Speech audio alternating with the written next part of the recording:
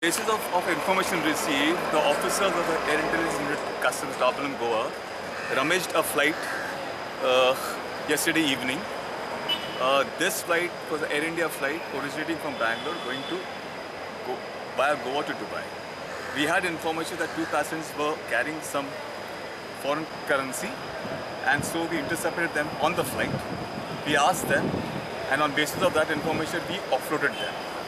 On verification of their luggage, it was found that they were carrying foreign currency, Saudi riyals, approximately value of Indian currency around 11.40 lakhs. So on basis of that, we have taken them into custody and further investigations are in process. This was developed by our officers mainly because this was not a flight originating from Goa. So the information was totally developed by the officers of the Goa Customs out here.